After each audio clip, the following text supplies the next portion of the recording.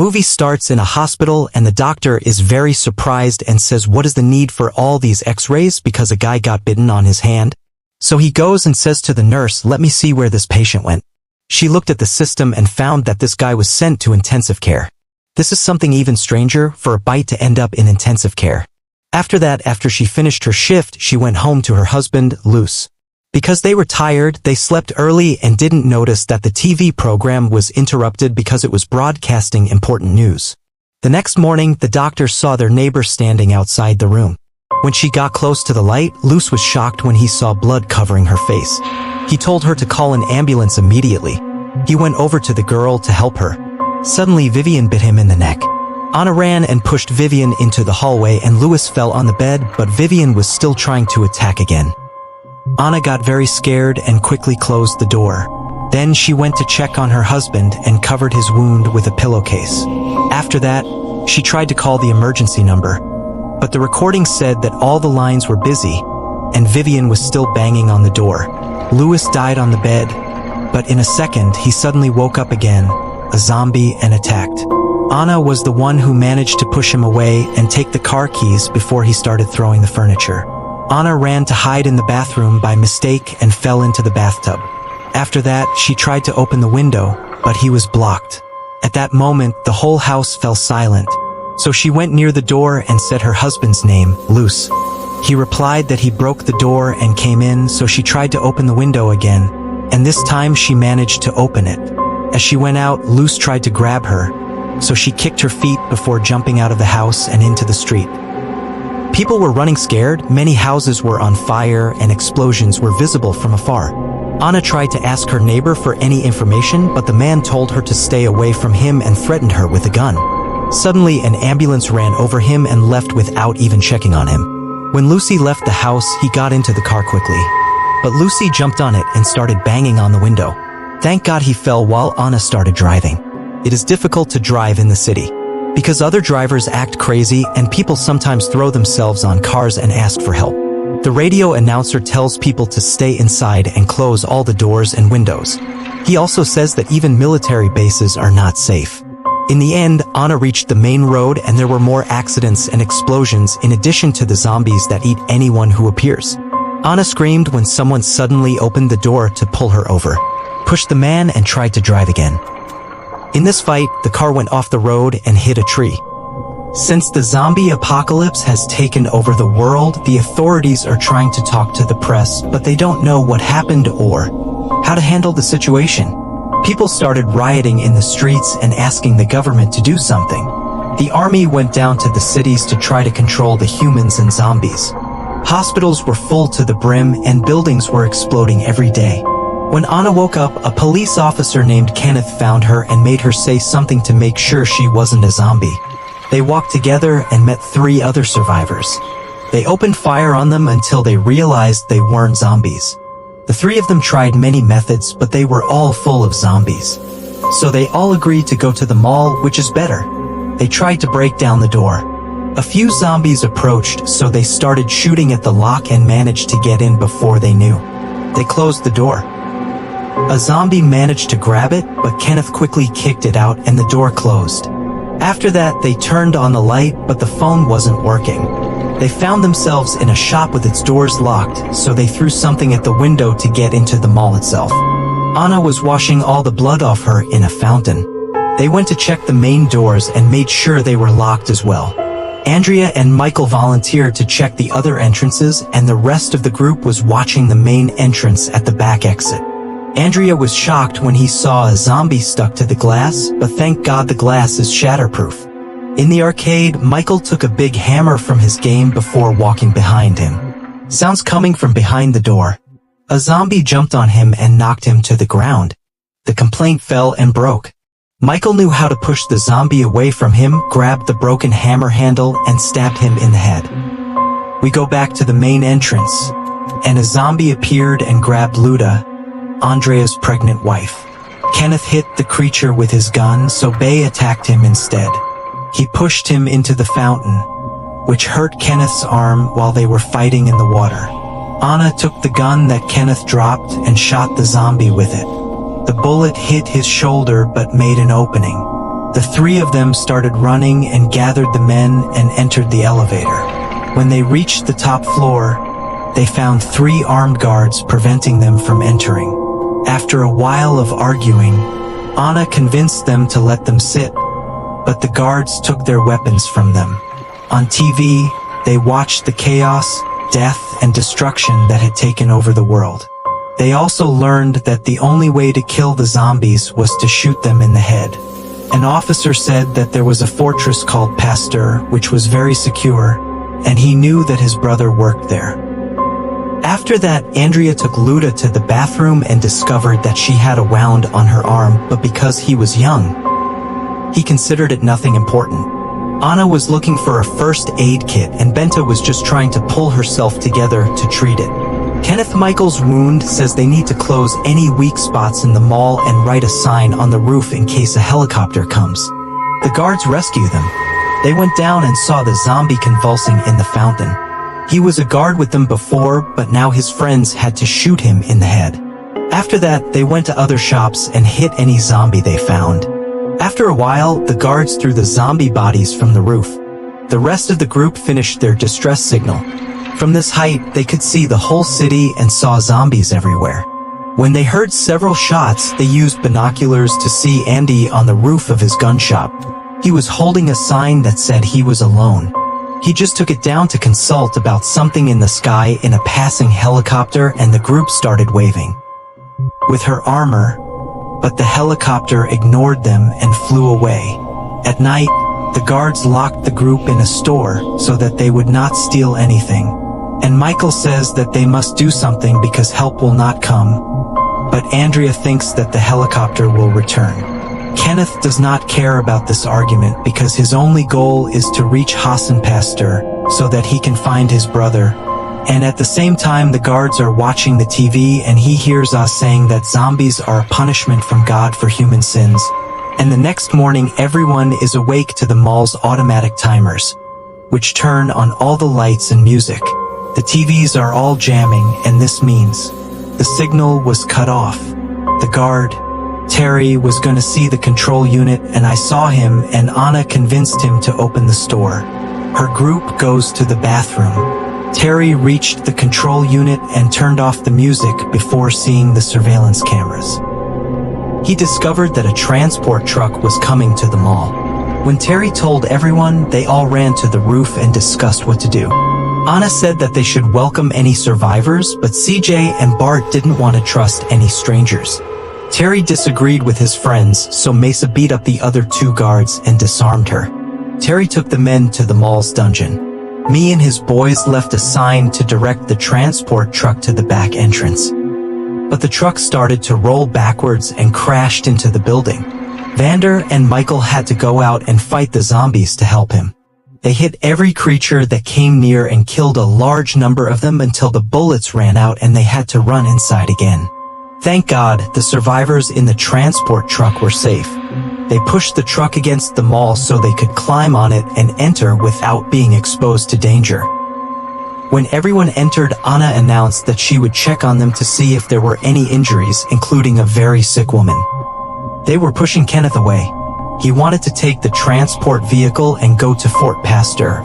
But Stephen Norman explained that they came from there and that the zombies had taken control of it as well. Kenneth felt frustrated and went up to the roof and saw Andy asking for information using another sign.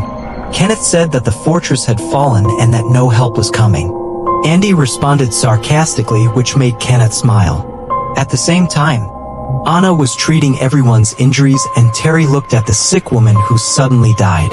Anna confirmed her death after checking her pulse and covered her with a sheet. Suddenly, the woman fell and ran away and the group started running when they realized that she had turned into a zombie. Anna picked up an iron rod and when the woman came very close to her, she went and stabbed her in the eye. After she saw the woman changing and thinking she was her husband, she said, "Everyone knows that the zombie bite is what caused the transformation. Frank was bitten. Anna wants to isolate him, but Michael thinks they must kill him before he transforms, and he agrees to that." Anna ran to warn Frank and his daughter, Nicole. She asked for mercy, but no one listened to her pleas. They gave her a moment to say goodbye. After that, they took Frank to a locked room. Ken waited for him to transform to confirm their theory before they hit him in the head. The days began to pass, and the group tried to entertain themselves. Kenneth played chess with Andy, writing down their moves on the elevator. Bart and CJ played cards in the cell. Anna liked watching movies with Michael and Nicole. Terry bonded while kissing the stars. Steve did work with Monica when he wasn't playing golf on the roof. The ball sometimes hit the zombies outside. Because of the crowding, it forms at the entrance to the mall and grows every day. The group usually writes requests on the signboard, and Andy hits the zombies they request, which shows his excellent aim. On Survivor's Night, they were having dinner and telling stories about the people they lost.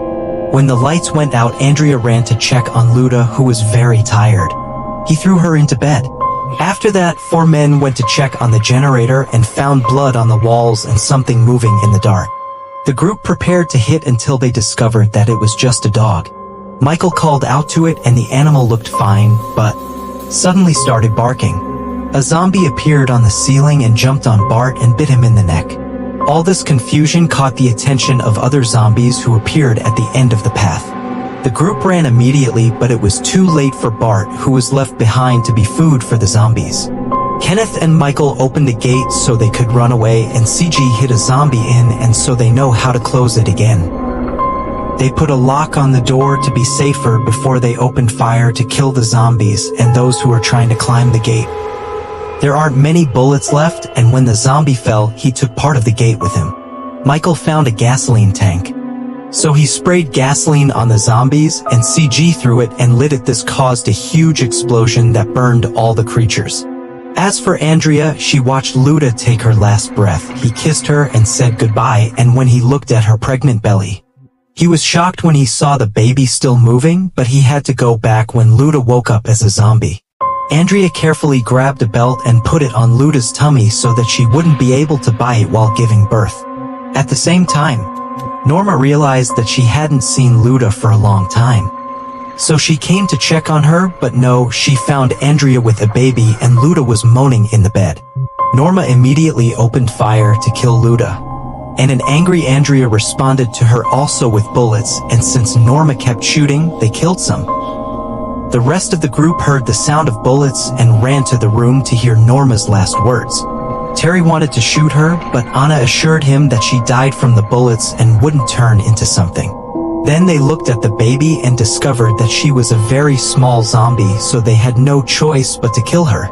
After they moved the bodies and fixed the generator, Kenneth told the group that waiting for her to die was worse than death itself. And Anna said that I didn't want to die there. Michael said that he saw 2 buses in the garage. So they might try to fool them so they could escape. Steve made a joke about sailing in a boat, but the group realized that traveling to the nearest island was a good idea. And everyone started using all the tools they found in the mall to strengthen the buses. And they spent most of their time was spent hard work, and when they took a break, unfortunately there wasn't much ammunition left, but they planned to take Andy because he might have extra weapons. Kenneth told him about the plan with the YUV servants, and Andy replied with the word hungry, and this made Kenneth understand that he had lost a lot of weight. The group still needed time to finish the 2 buses, so they had to find a way to send Andy food or he wouldn't be able to last until the day of the escape. When they remembered that the dog was fine during the attack, they decided to send him with some supplies and a radio. Their theory was confirmed when the dog ran among the zombies without anyone attacking him, but when Andy opened the door of the zombie dog, they tried to get inside to Andy. He immediately hit them and flew away and locked the door again, but when he grabbed the radio and told the group that he bit Nicole, she went crazy and got in the transport vehicle and went to the weapons store to rescue the dog. The car stopped in front of the door and entered the building while the zombie was climbing the car.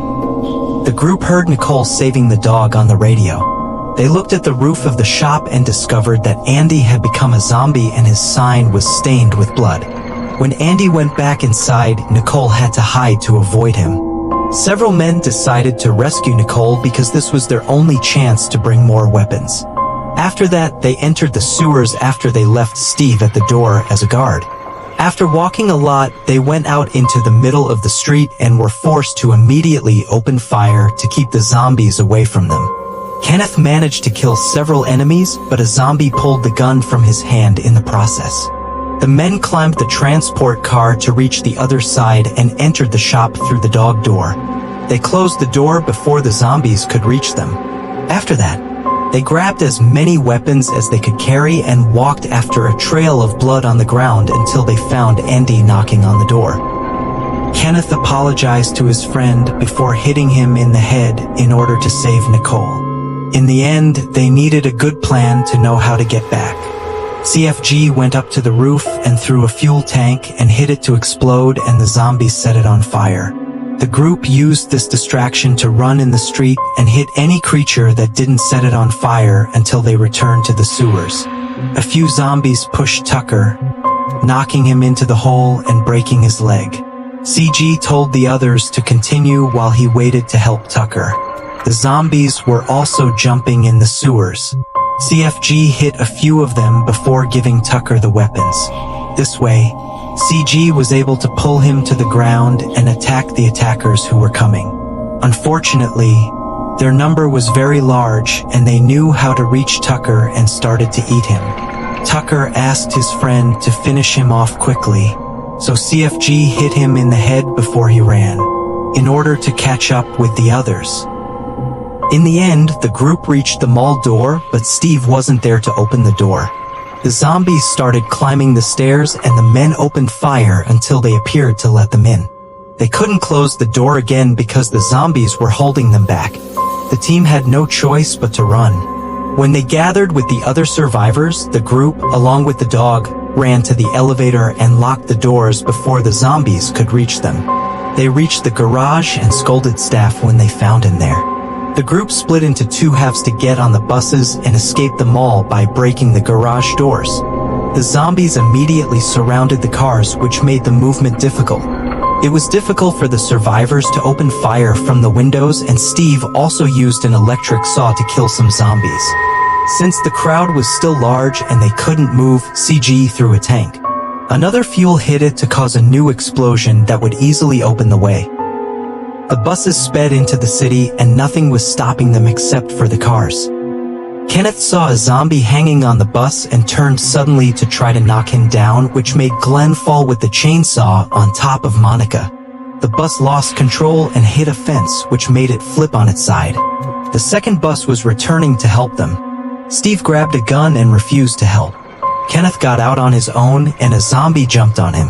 The other survivors came to get their friend, and Anna was devastated when Anna discovered that the chainsaw killed Monica and Glenn. When she turned around, Steve, who had become a zombie, tried to attack her, but she shot him in the head. Terry killed the zombie who had gathered the bus, and the shots caught the attention of a large group of men. They opened fire to buy time because Anna was behind and was taking the boat keys from Steve's corpse. She killed a few more zombies, and thanks to the help of her friends, she arrived. To the bus, Michael pulled it inside, and CJ killed the creatures at the door so they could close it. In the end, the bus took off at top speed and passed through a gate to reach the platform. It was about to fall into the water, but luck was on the other side. The survivors started running towards the boats, and the zombies reached the place. Unfortunately, CJ fortified himself, so he hit the last fuel tank he had with him to knock out all the enemies, and he died in the process. The group prepared to leave, but Michael announced that he couldn't go with them because he was bitten. He said goodbye and pushed the boat so his friends would be in a safe place. After that, he finished himself off with a shot. In the end, Kat, Nicole, Terry, and the dog survived. While they were running, they found a boat with zombies inside, and they quickly killed them. After many days, when their boat ran out of fuel and food, it started to deteriorate. They arrived at an island and discovered that it was full. Zombies too. And the movie ends here. We'll meet again in a new summary. Thank you for watching.